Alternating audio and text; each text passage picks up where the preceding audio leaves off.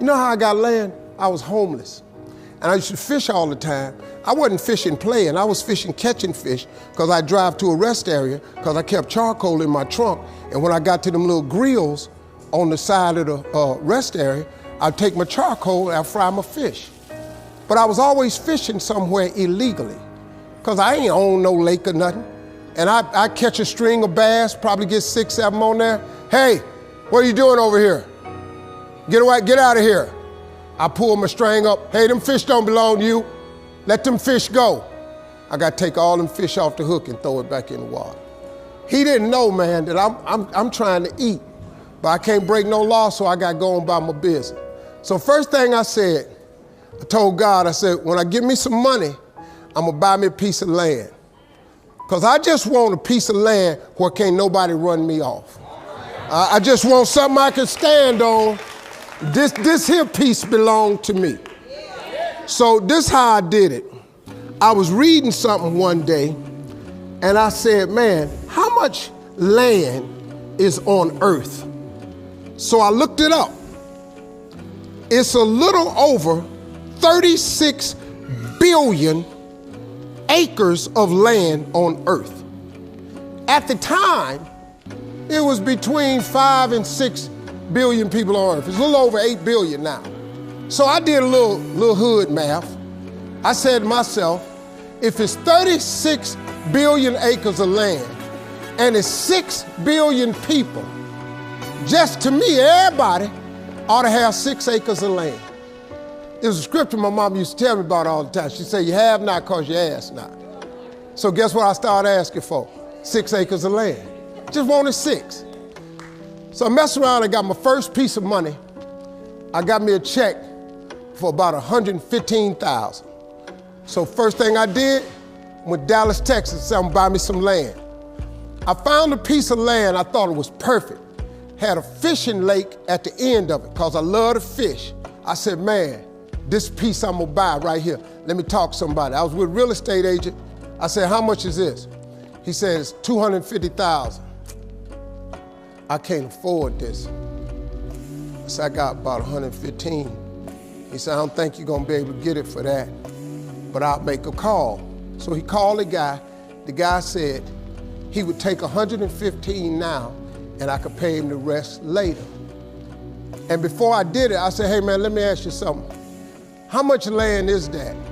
He said, oh, that's 6 acres. It was 6 acres. I got ready to sign it up. The real estate agent said, Mr. Harvey, before you sign that, I want you to think about it. I want to show you something else.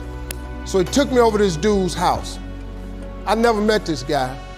He came outside, he's a hillbilly. He's just country. You know, I was a little nervous. Me and hillbillies don't really, we don't normally work that good together. His name was Jerry Campbell. Turned out to be one of the nicest men I ever met. I misjudged the man. He talked to me, he said, I want to show you something. And I go over there and I couldn't believe it, man. It had rolling hills on it. It had 4 lakes on it, fishing ponds. I said, man, look at this right here. How many acres is this, man? He said, 16 acres. I said, man, I can't afford nothing like that. He said, well, hold on, I'm in a tide right now. How much you got? I said, well, I was gonna do this other piece of land. I got 115 I'm gonna pay now. And if you give me a year to pay out the rest of it, I could buy it from you like that. He said, tomorrow morning, if you bring me a $115,000 check, I'm gonna give you this land. So I got the 16 acres of land the next day. So I said, wow, that's how it worked. You have not because you ask not. I asked for 6. Soon as I was gonna buy the 6, he put some grace on it. Next thing you know, I got 16 for the same money. So I got to thinking. I got a couple partners in Cleveland that's locked up. They not getting out of prison. So I asked God, could I have a 6?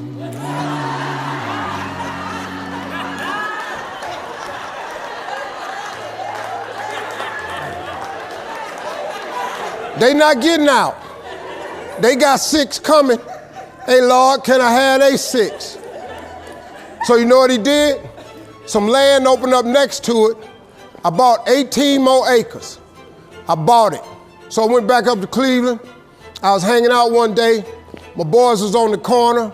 I told them, I said, look, man, I can't hang out on corners no more.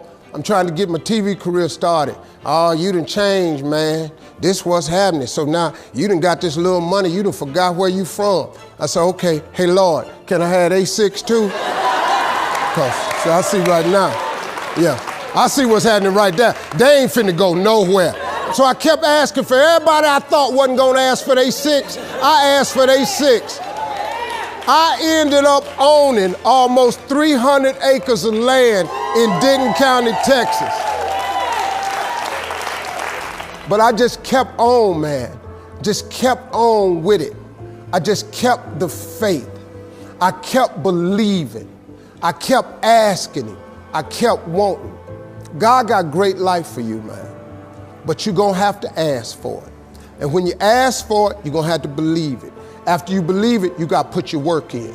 Now, if you don't wanna do the work that it takes to be successful, this man with his success, if you knew how hard he worked, if you knew the hours he put in, the hours his daddy put in, if you knew what it really took, it's daunting. It's days, man, where you go, whoa, what is this I'm trying to do? But you got to hang in there. See, getting what you want is up to you. How you get there, that's up to God. See, the problem with you is you trying to figure out how to do something. Listen to this. The how-to ain't none of your business. The Bible don't tell you to figure nothing out. It say ask, believe, and receive.